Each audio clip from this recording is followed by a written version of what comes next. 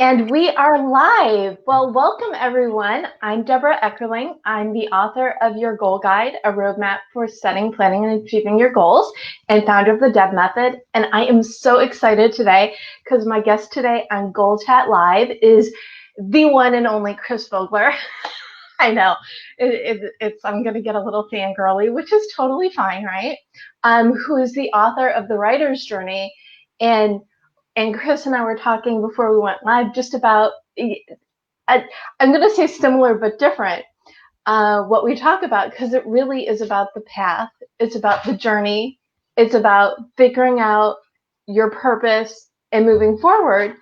But you also kind of have to follow the cues that life pushes you in that direction. So I did a very bad job of introducing you, Chris. So why don't you do a better job, please? Well, that was fine, but I would just add that, I made most of my career in the movie business, reading scripts and writing reports for the studios and trying to find the good stories among them. And all along on that career, I had a set of ideas that helped me, that gave me a roadmap. We were talking about that before. About giving people orientation, and not only in their stories, but in life also, for motivational purposes and for organizing yourself and, maximizing your enjoyment of life. And this is the hero's journey. This was my sort of toolbox, based in mythology and in the work of a man named Joseph Campbell. And I sort of introduced that idea or translated it into the language of movies. And it became, through my book, The Writer's Journey, it became a handy guide that a lot of people in Hollywood started using, and then novelists as well as screenwriters.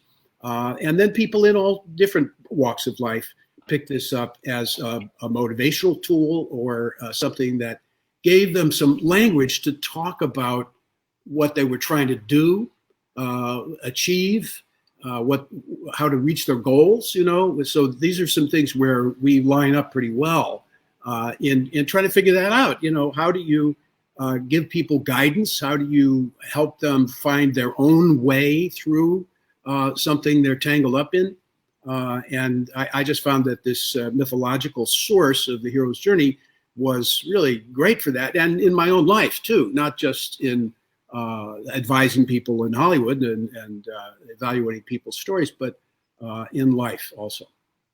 Well, and that's one of the reasons I was so excited to have you on. I mean, could you have timed the 25th anniversary any better? No, but I don't know about that. The timing of the world right now is, it's the only thing we can safely say is that it's intense. And, but understatement. that has called me out to apply my ideas and this sort of orientation device, which is what I think of. The hero's journey is an orientation device, and stories are orientation devices that help us make sense of things. And so we really need them, because this is a very disorienting time. So that's what I've been doing, is trying to apply some of this to the current situation. For instance, we were talking about how people maybe want to make some change now. They've adjusted maybe to the fact that this is going to be a long-term situation. I'm talking about, of course, the virus and all the other disturbances, that these are going to be around for a while. And people went through a period of denial about that, which is natural and human, where they were hoping it would go away, and then are slowly adjusting to that. And now they have to figure out the next step. How do I adjust? How do I adapt my life? And it applies to what we were talking about, writing my own story, for instance. This is a great time for people to reach inside and pull out something that's, deeply within them, or experiences they've had they want to write about. But also to make themselves over. I thought that was great, what you said before. I wish the audience could have heard this pre-conversation, because it was pretty good, but I think we're going to touch on all of that. Well, yeah. Well, now it's I talk about, it's the 25th anniversary for your book, my book came out in January, and then by March, everybody had to reset their goals, or at least the world got that great big 8-ball shakeup, and it's like, okay, what do I do now? Okay, first, and isn't the first step the hero kind of refuses the call to action? So major change, let's see what's what.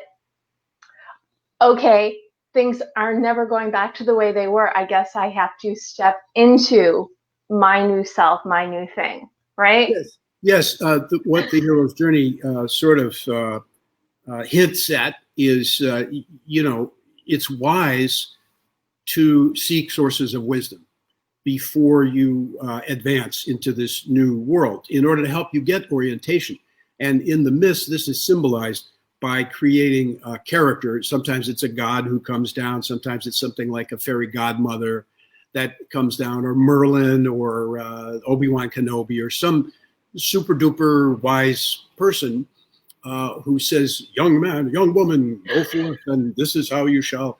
And then gives them something nice that is encouraging, a magic wand or gift or a horse or a map or a key or something that's going to help later on. And I think that's a stage many of us are at, is who do we refer to as experts?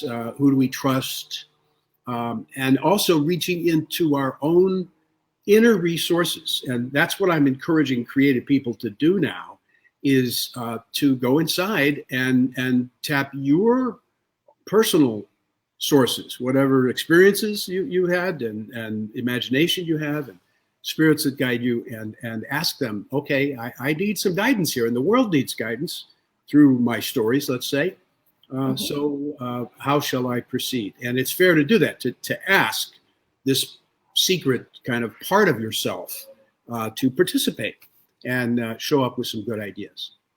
Well, and I think that's the thing that that people miss when life is normal. They just kind of keep going and going, and it's okay, life, status quo, whatever. And they don't really go, my life sucks. What can I do to make my life not suck? But with all the, I know I like to, my motto is goal setting simplified. So I always like to go to like the basic terms. Perfectly fine. But right now it's sort of like, okay, and my idea with my book is, if you have to face change, whether it's by choice or by circumstance, it gives you the tools for reaching inside of you. Okay, what do I have? What do I know? What do I want? And then you figure out, how do I get there? And so in that first phase where the hero, whether it's the hero in your story or the hero is you, what do people need to do first to like take that self inventory? Well, I think that's you've just said it, that you have to sort of do a plus and minus, that an exercise that people do when they are facing a big choice. You put the pluses on one side and you draw a line down the middle of the page and put all the minuses about yourself, and maybe what is impelling me to create something, or giving me this itch to get out of here or change something in my life, and then what are the obstacles? So do an evaluation like that. But as you said, the very first stage in most stories is something just called the ordinary world, where everything is going along like it always has, pretty much, and you might be a little uneasy. Something's not working quite right, but you're getting along, and everybody sort of knows what the deal is. Right. But then in stories and now in life, bang, there's some huge crash on the soundtrack. And all of a sudden, you can't remain as you were. Or there's an opportunity, something opens up that, okay, the world is all completely shattered or shaking. So this might be the time to slip through into another level, and then start looking around and dealing with your fears, which is the next stage after the call to adventure, refusal of the call, and then meeting some kind of mentor. But eventually you make up your mind, all right, I'm prepared now. I've consulted with my sources of inspiration. and I'm ready to move on to the next thing. But there's lots of dramatic ups and downs still to come in any human thing. There are going to be those ups and downs, moments where you think you're going to die and it's all going to fall apart. I'm thinking here about the journey of the writer. Any writer writing something inevitably goes through these stages where they feel this is the worst piece of junk anybody ever tried to do, and I hate it, and I want to bury it in the backyard. And you get over that, and then go on and say, no, there was some spark of something there. I'm going to keep working at it until it's thoroughly done. So these are some of the stages that you might encounter. Okay, and so what do you, whether it's like a life thing or a fictional thing, what do you tell people when they're like, oh my goodness, I'm never getting there. I'm never, ever getting there. Well, yeah, there I fall back on something that really sort of drifted into my head at a time when I was lost. I was, in a mess in many dimensions in my life. And I decided I didn't know which way to go, if I should go forward or back, or, where I should turn next. So I went on a classic vision quest where I just went out for a walk alone in the woods at Big Sur and got thoroughly lost. And it was a very rainy season that year. So there was a lot of mud and, streams of water that had washed away the trails. It was very physically challenging, and I don't get out that much. So, it was for a bookish guy like me, it was a real physical ordeal, just like you described in the hero's journey. So, I almost died of exposure and, danger of falling in these dangerous areas, and wanted out and wanted to get back to the trail and couldn't find the trail at all. And at some point, a voice came in my head and said, trust the path. And I said, thank you, Mr. Voice. This is great advice. But you see, that's the problem. There is no path. I don't see any path here. So what else you got, Mr. Voice? And the voice came back and said, trust the path, stuck to it. So I looked around, and the only path I could see was a trail of ants on the ground. And I followed the trail of ants, and that led to a little bigger trail of the mice, and that led to a bigger trail of the deer, and finally the deer trail led to the Forest Service road. And it wasn't very long before I was back to safety in the parking lot of my car and civilization and all of that. But I remember that phrase, trust the path, and I don't know where it came from, but it was a valuable piece of information, and I hand that off to people when they're stuck or frustrated or discouraged. That you got to trust the path you're on.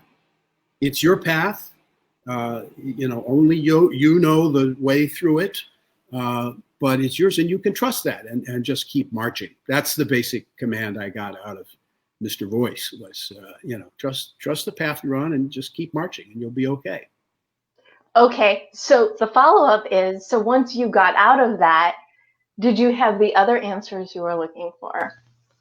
Yeah, that was the basic answer that I sort of applied around to all these other things. There were issues of, should I go back and try to fix broken things in my life? Like I'd lost a job and wrecked a car and, it messed up some areas. And the answer was, no, don't try to fix them. Just keep going. And I think that's actually maybe good advice for writers, because you can get all wrapped around a chapter that isn't working, or even a sentence that isn't working, or a character, whatever, and spend, and I'm not kidding, years being stuck on that. And much better just trust the path and write the next thing and go on. So that's a good general piece of advice. I like, this is why I like things like National Novel Writing Month, because it's like, I think every month should be that, because and this doesn't necessarily need to be a writing project. Everybody gets stuck. They get too much in their head. That's why deadlines are like the best thing on the planet. Even if you don't have one from someone else, you get to make one for yourself, because if you know something needs to get done at a certain time, you're going to do it, and you can't second guess yourself. You have to keep moving forward. And I think So I think that's second guessing these should I go backs, the shoulda, coulda, wouldas. I think that's something that stops everybody from a lot of things. Yes, I used to not like deadlines and collaborators. I thought both of those were, artificial interruptions of my creative process. And, I should be left to, well, when the spirit moves me, I will write, some beautiful butterfly of poetry will come flying out of me. And I've learned to respect and value both of those. Those are good friends, your deadlines and collaborators. I've had the opportunity to work with both writing collaborators and artistic collaborators, and even a musical collaborator. A fellow in Italy, a very, very talented composer, wrote a hero's journey symphony based on my outline, which has 12 points in it. I love it. He composed this 12 movement symphony. It's wonderful music, great music to write to. So I like that. I like inspiring other people. I had the opportunity once to write the script for a Japanese style comic book. And I just love that process because I would write the description of the scene, and then we sent it to an artist in the Philippines who I never met. It's all done by email. And he would send, and I might send a JPEG of a authentic looking sword or a horse or something that I wanted. And then 2 days later, back would come the beautiful drawing. And it was just an amazing process to see. It comes out in a different way than I imagined, but that's okay.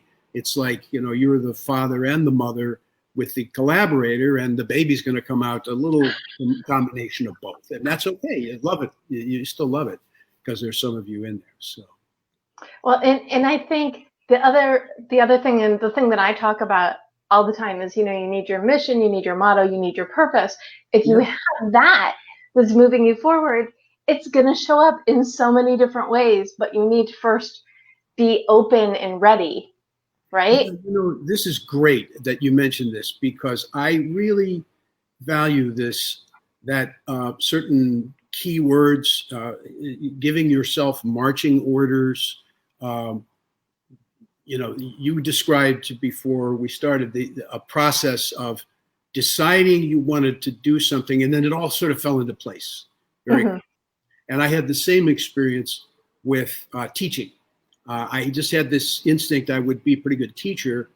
And then I thought of all the obstacles. I did that plus and minus thing, and it all came up minus. Like, you don't have any credentials, you don't have the right degree, you don't have any experience. How are you going to convince somebody to let you teach?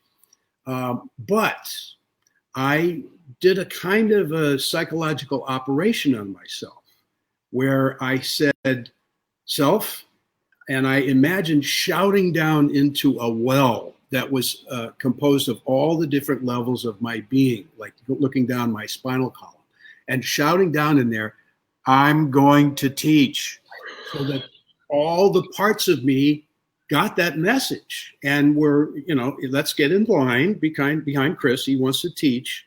But I also turned around and I said it out to people around me, to people I knew in the studio, to whoever's listening, the spirits, angels, gods, whatever.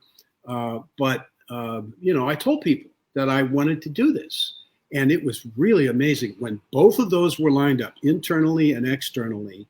It happened within about 10 days, and 2 weeks later, I was teaching. That people just, oh, he wants to teach, yeah, he would be good. Okay, I know somebody, blah blah blah, and it came together. So this is really great that you are aware of this, the power of sort of organizing these internal forces behind a theme is what you're saying, is that I have teaching or whatever it is, I'm going to finish, or I'm going to spark something in people. I'm going to, really change their idea. Get your theme together, and then everything sort of falls into place. It's amazing. It's and when it happens to you, the teacher, it's really, It's ridiculous. And I'll just like very short form it, catch people up on what we were talking about before. So when I created the Deb method, Yeah. my primary communication client was going away, and I said, okay, this is my opportunity to fully step into my purpose as a goal coach and motivator. And what do you know? My name fully aligned with the system I've been teaching for years. And the first one is D is determine your mission, which if you know that, and I think that's the work that people need to like give as a gift to themselves, take the time to figure out what it is they want. Then they can figure out their options to make it a reality and then brainstorm their path. So DEB. But it's the journey. It's the figure out where you want to go and then get there. And I love you tell the universe, because I basically said, okay, I'm rebranding myself. What do you think? And I got all this wonderful positive feedback. And just a couple weeks later, an agent said, okay, where is your book proposal? And here I am. I mean, not here I am, but it's still pretty quick to get a book out in the world within 2 years of meeting an agent who wanted a book proposal. So what we are saying to those people who are listening is that thing that you keep thinking you want to do, that you keep talking yourself out of, stop talking yourself out of it and start talking yourself into it, or just claim it, right? Yeah. Claiming is a very important sort of life skill. I'm going through sort of, later in life stage of that, where I look back and I realize, there's certain things that I invented, I thought of, I named, I shifted people's thinking about those things, and it's okay to say so. I have one like that. The motto, we're talking about mottos and that sort of thing. Right. The motto of the University of Southern California Cinema Television School, that's where I went to school. Their motto is reality ends here.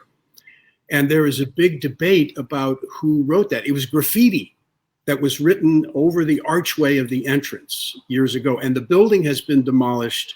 And then another building built and they put it back up there in graffiti. And then they tore that building down. It's been torn down twice, but that motto, reality ends here, persisted. And there's a huge argument about who was the vandal who wrote that.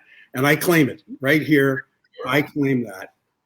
I got up on the shoulders of one of the bigger guys in the film school one day when we were all mad about the way things were going, and didn't like the way that the teachers were handling things.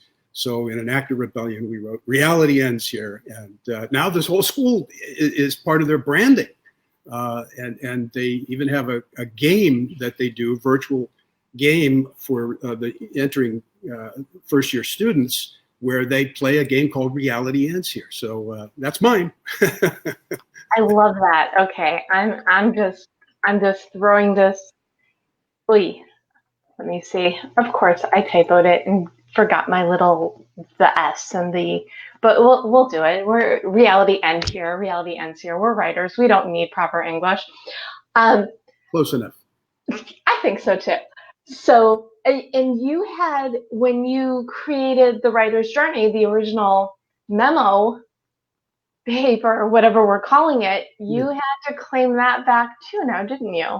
Yes, that's actually part of the biography and part of my branding. I mean, this is something I'm interested in, and I've studied a little bit how you create, in effect, a mythology about yourself. And I think everybody needs to do that, because the world is so crowded with people wanting attention that you have to really define yourself and create a sort of brand. But part of my brand story is that I wrote a memo about these hero's journey ideas when I was working for the Disney company, and passed it around to get people talking about it, because I thought it was so interesting and useful for making commercial movies. And somebody plagiarized it. And an executive at the studio took the cover off and put his name on the cover and submitted it to the highest ranks of the studio. And they loved it at the top. They just said, this is great. This is a great system. It's perfect for what we're trying to do now. So everybody read this, and this is good stuff. And I heard about it on the grapevine, and people recognized, oh, this is you. That's your paper. That's that other guy stole it from you. So my spies informed me, and I claimed it. I wrote a letter to the head of production at that time, Jeffrey Katzenberg, and said, hey, wait a minute, I'm the guy who wrote that. And he immediately called me and said, I get it. I see what happened. You're good. We're going to put you in with animation. And he sent me to work on basically The Lion King that was in production at that time. So that little act of self-assertion, which is way out of character for me, to say, hey, wait a minute, to the highest guy in the company was quite a stretch. But I'm glad I did it because it landed me in a great experience working on The Lion King. So sometimes it works. But it like propelled your story. Yes. I mean, let's call it what it is. Was that not your call to action, to like yes, stand up for yourself and to put you on this path?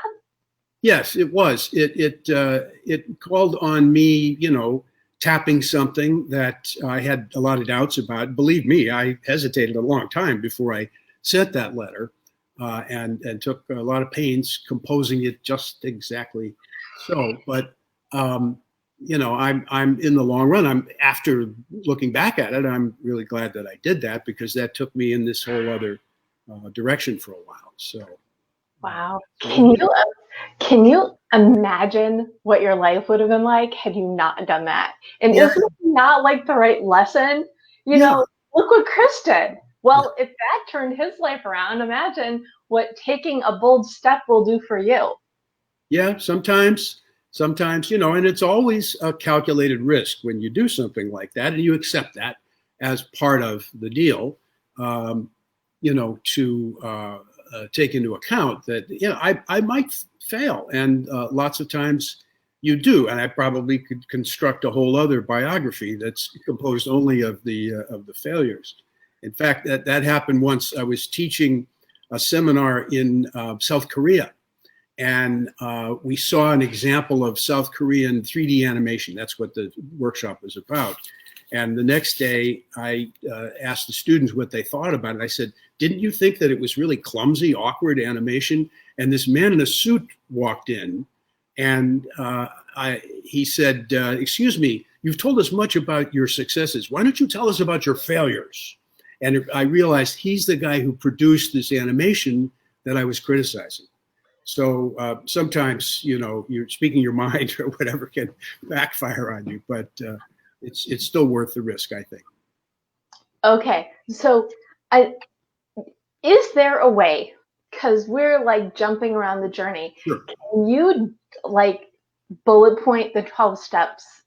Well, that's hard to do in a short time, but just briefly, we've already talked about the first 3 or 4, which is there's an ordinary world where everything's kind of ticking along.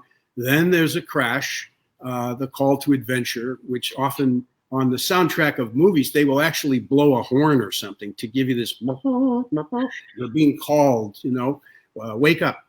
And then there's resistance to it. That's stage 3, the refusal of the call. Stage 4 is connecting up somehow with a mentor or with your own internal guidance system, your instincts, your intuition, your own experience.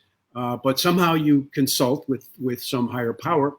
And then with that guidance, you go out to stage 5, which is crossing the threshold from one world to another, because we're always talking about 2 different worlds, the one the ordinary world, and then some special world that you're traveling to. So you cross over, that's 5, and then you crash into that new world, and you have to get your bearings, and that's a period of orientation that I call tests, allies, and enemies, because you'll figure out who's on your side, who's a natural enemy in this new world, what are the values, and you'll get a number of minor tests there. And so then you go to stage 7, which is approach, and this could be a long period of time in a movie where you're leaving the borderline and going across the desert, let's say, to some secret cave or headquarters of the enemy, or the place where the treasure is buried, or the answer to the mystery. And there's a period of time where you're navigating in that direction. And in that period, stage 7, you get to go deeper with the characters. That's really what it's for, is to get over your first impressions of people, overcome your own self-limitations, and maybe reevaluate yourself. But all kinds of character things get deeper. Maybe there's more humor or intrigue or espionage or romance. All these are possibilities there. Then stage 8 is kind of roughly in the middle, or a little past the middle, where you face your greatest fear. And this is a tough scene that involves life and death, and sometimes death even, and rebirth. And it's sort of the heartbeat of the whole system. You need this, or you don't really feel we have a story if there isn't some kind of confrontation with death or failure. Then stage 9 is the aftermath of that, where sometimes you get a little lift if you faced your fears. This is really deep in the psychology of self-motivation, that when you face something you're afraid of, the biggest thing you're afraid of, it shakes you up, but it also delivers something to you, a little more sense of control, a little bit bigger idea of what's possible for yourself. And that's great, very healthy.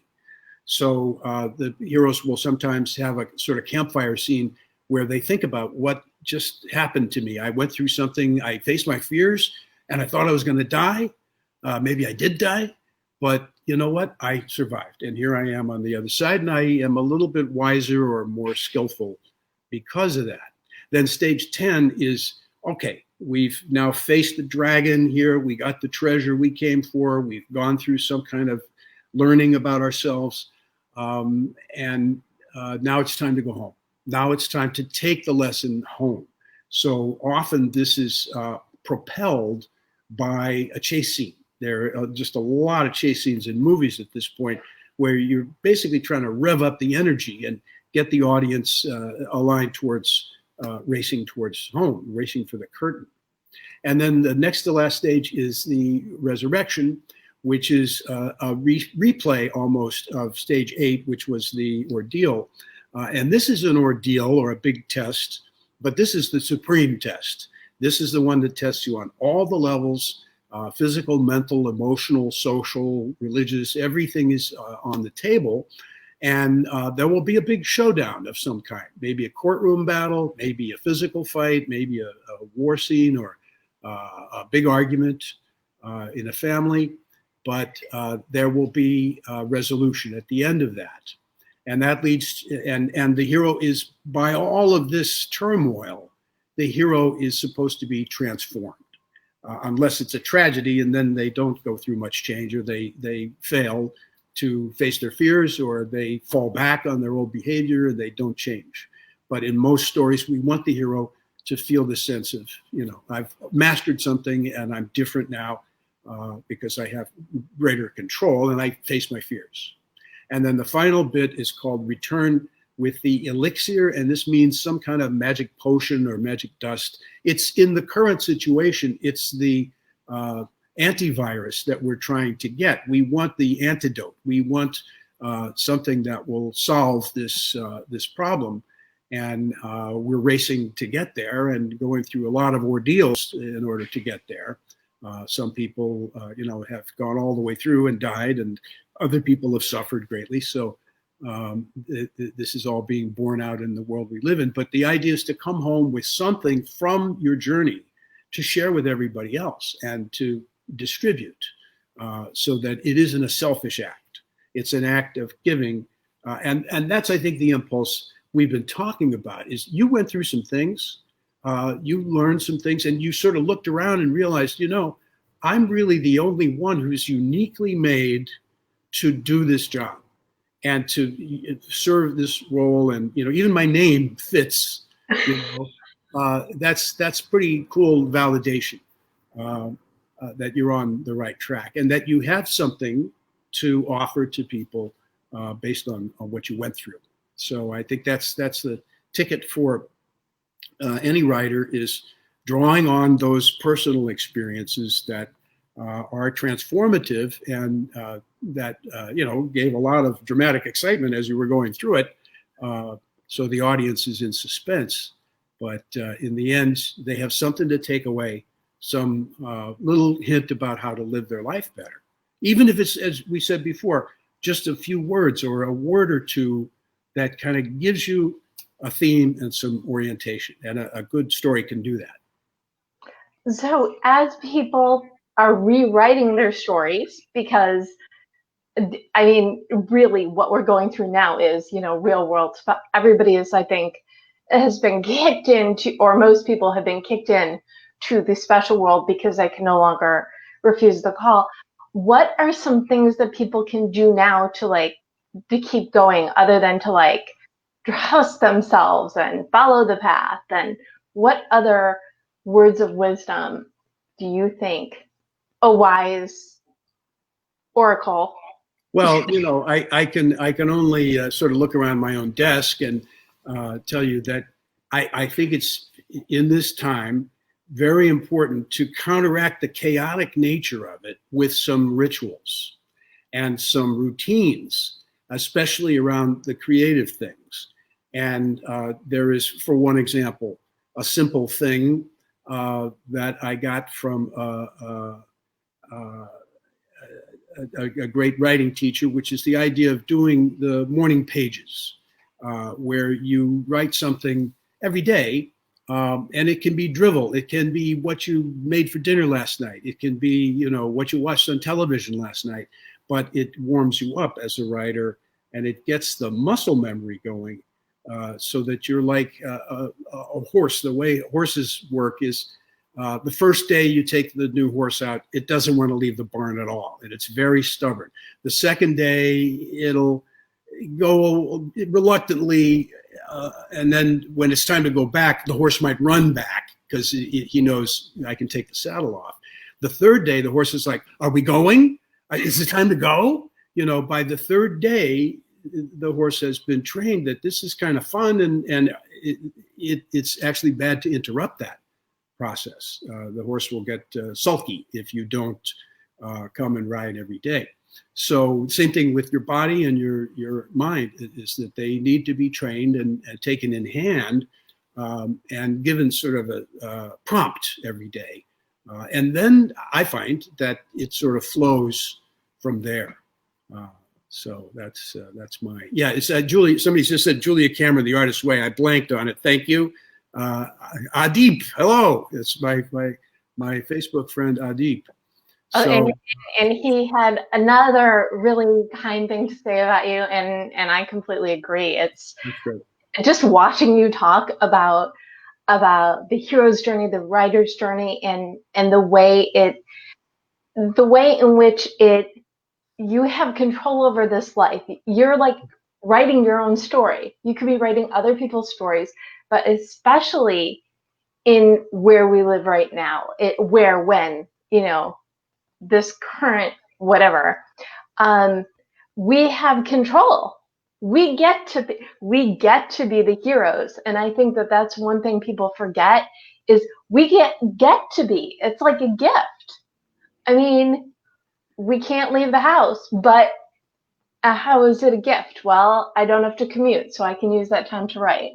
Look at the gifts around you, right? Sure. Yes, I'm very moved by something I saw that was said by the actor Chadwick Boseman, who sadly left us just a few days ago.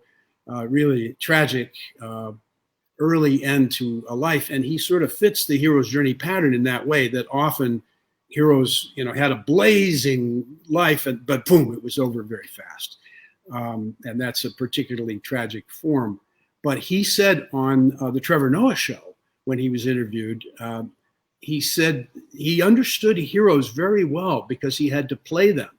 And he said everybody is the hero of his or her own journey, their own story. And he's absolutely right.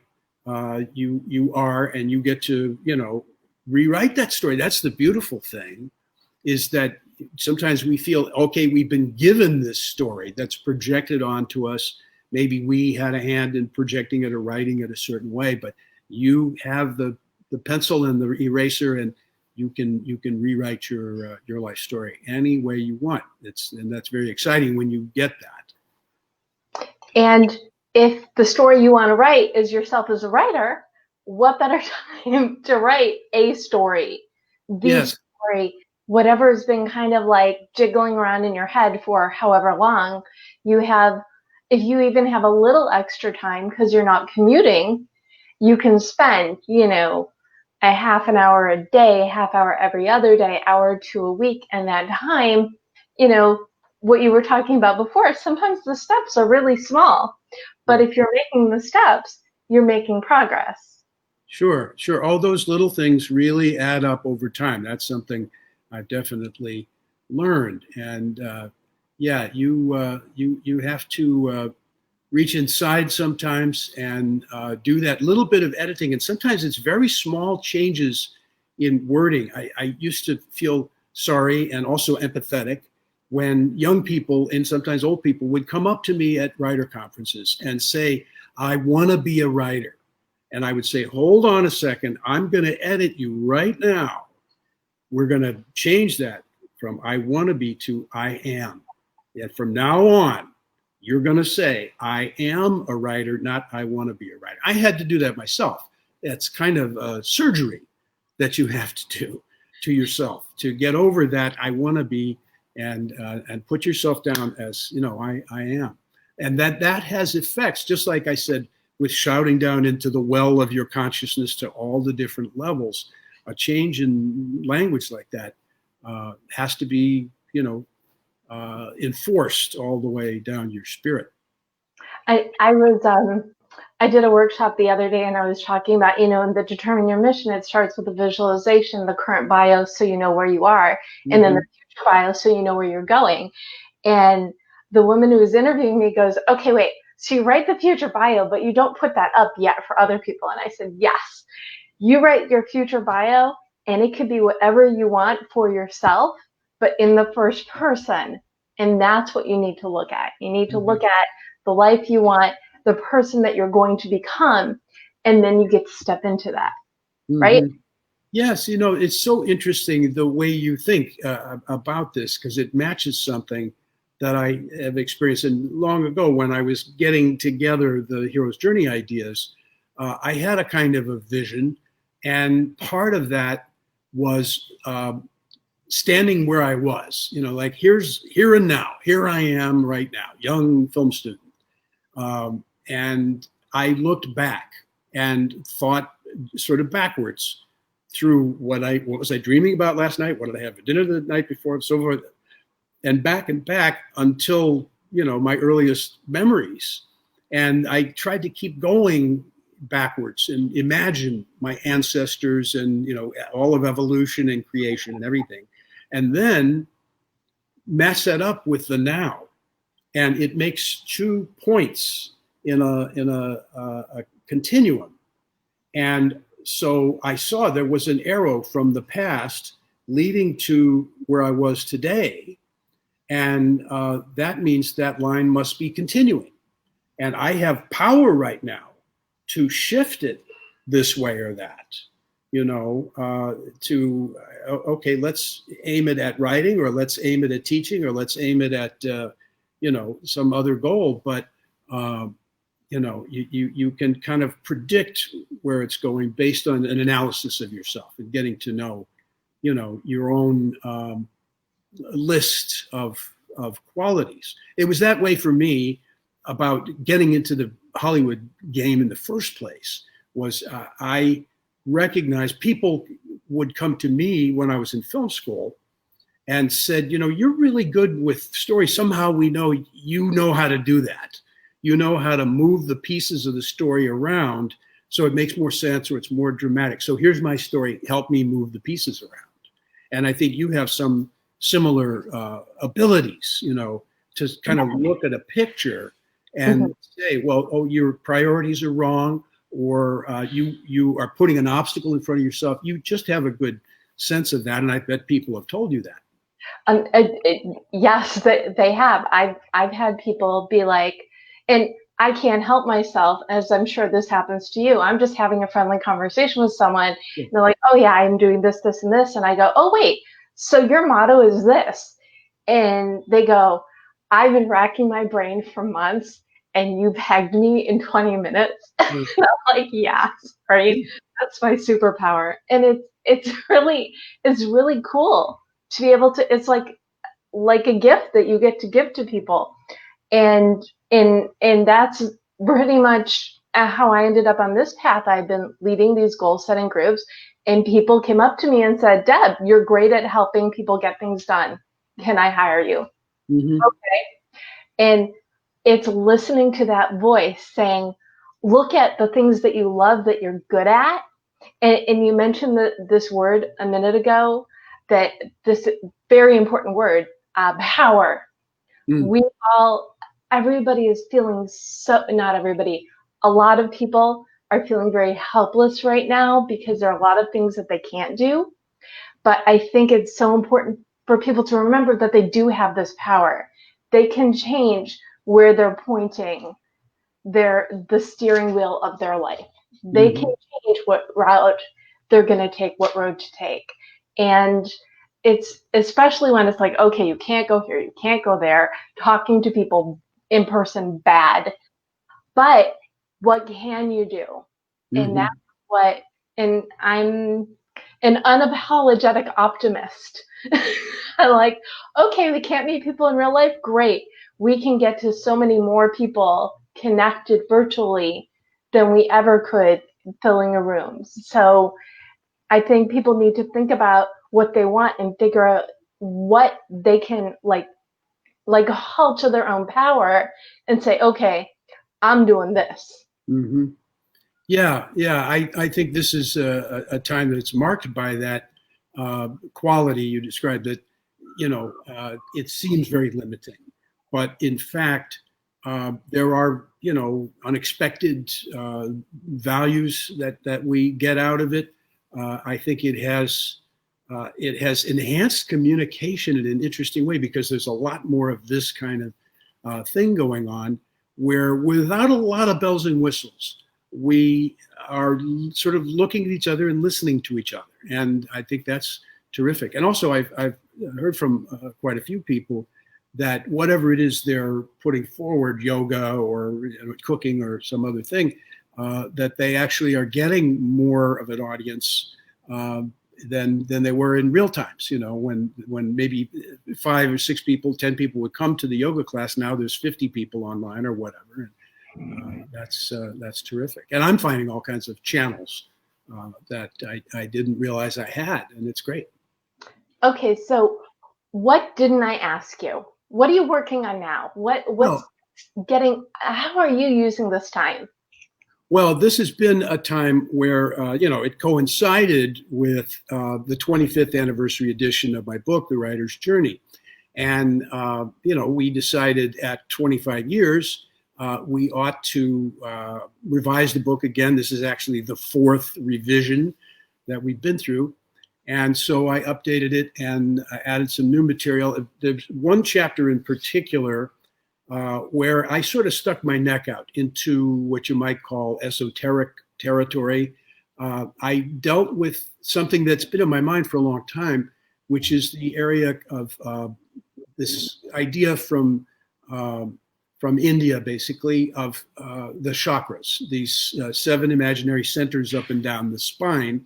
And this is used in yoga and in philosophy as a kind of metaphoric way of describing different values in our human makeup. But I realized when I was working for the studios, I was pointing at different areas to tell people after I read a script, hey, this script stuck with me because it got me here and here. And I'd point to my heart and my throat, or I'd say it sort of really blew my mind, and then it choked me up, it got me in the gut, and really I was very tense through the whole thing. But then, at the end, the guy sacrifices everything, and your heart opens. So I was pointing to these different centers, which you could call the chakras. So I wanted to open that idea up a little bit. So that's one of the new things in the book. That's so cool. I love that. Well, it's so mind, body, spirit, and if I think going back to everything we're talking about is that's you everything kind of needs to be in alignment. You Yeah. know, you have to listen to your gut. You've got to think about what you want. You've got to feel passionate about what you're pursuing, and they all work together. Yeah, this is very good. It's true that part of the objective of yoga and of this system is to get the spine and all of those centers lined up so energy is flowing through them easily, and they're all friendly and they're all in contact with each other, and there aren't any blockages or one isn't withered and starving. I've certainly, we've all met people, and I think this is a great way to think about characters. I have met people who had a huge heart, but they were completely strangled in their throat and they couldn't express it. Or they had a lot of power, but it was all locked up in survival and fear or sexual energy, and they couldn't get it up into their heart. So this is just, it's another tool for analyzing people and characters and trying to understand how people can be blocked in some areas, and then how wonderful it is when they unblock.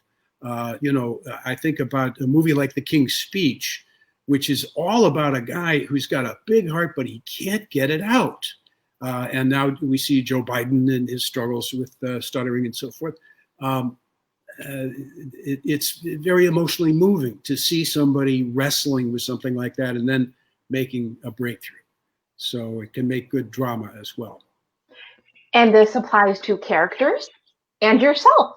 So if you're struggling, I love this. If you're struggling, think about what part of you is struggling and what you can do to unburden, to release, right? Yeah, this is a sort of a larger thing, which I believe, which is that, and this is something from Joseph Campbell, who was my great inspiration in this mythological area. He said that the myths operate directly on the organs of the body, and that we're sort of programmed to respond to strong images, somebody rescuing somebody else, somebody sacrificing themselves to save someone else, a mother saving the baby and cradling the baby, a fireman carrying somebody out of the fire. Those things have automatic reactions, and Facebook is full of this stuff. Look at the people who helped the poor horse that fell into the mud and they're going to haul it out. And we watch with great compassion of things like that.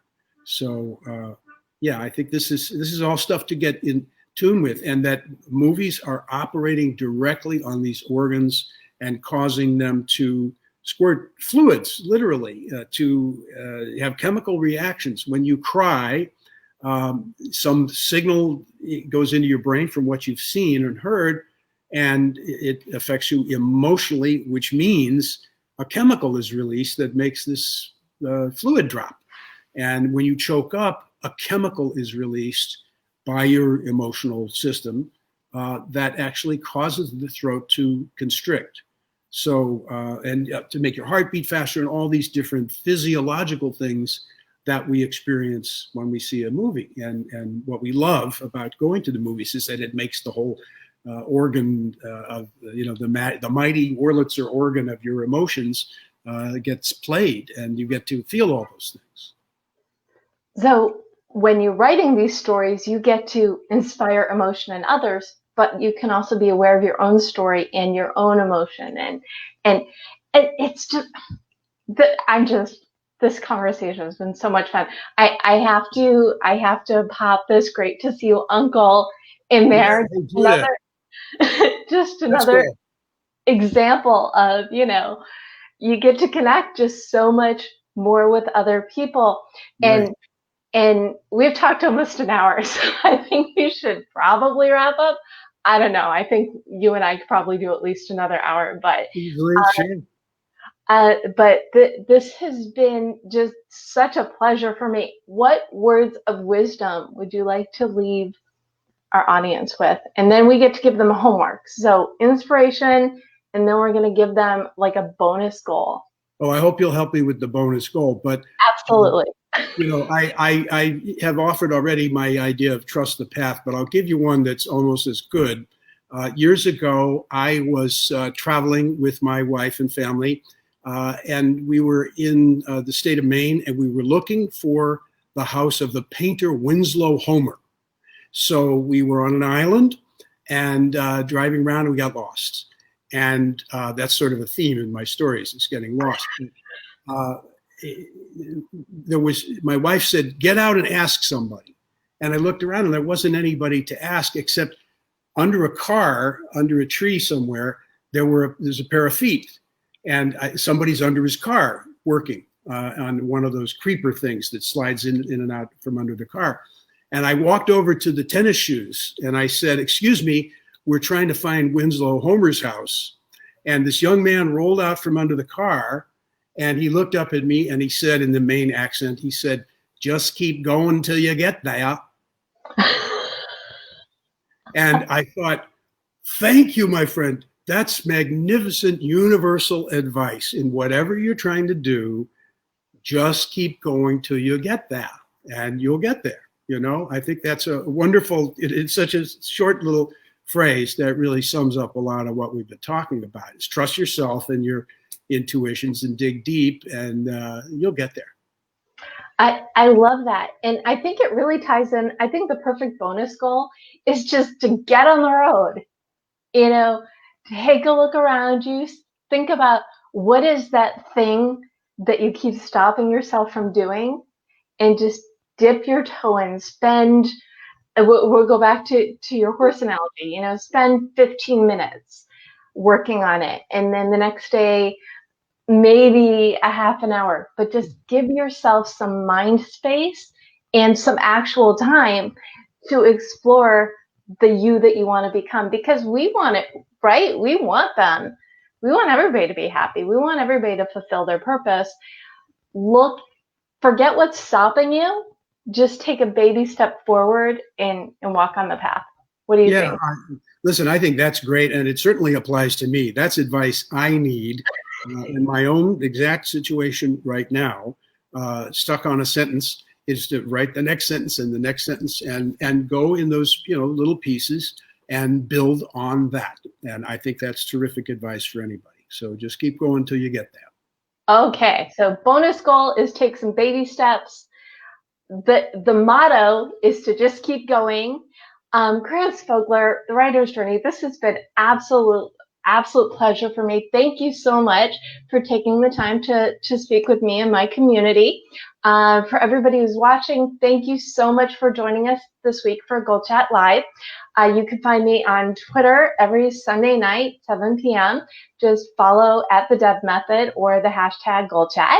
And then I will be back here next Monday and every Monday at 4 p.m. on the Mango Publishing Facebook page with another amazing guest. But honestly, we're gonna have to top you next week, Chris. I don't know, gonna be a challenge, but I'm up for it. If you want to learn more about me, just go to thedebmethod.com, or more about my book, you can go to yourgoalguidebook.com, and we have the link for the writer's journey also in the comments, or you could just like Google the writer's journey and like you're gonna get lost in the abyss of Google to learn more about Chris. And okay, so you're gonna take on the bonus goal as well, right, Chris? Oh, yes. Moving forward. I'm in. I'm all in. Excellent. If you're watching, let us know what you're working on.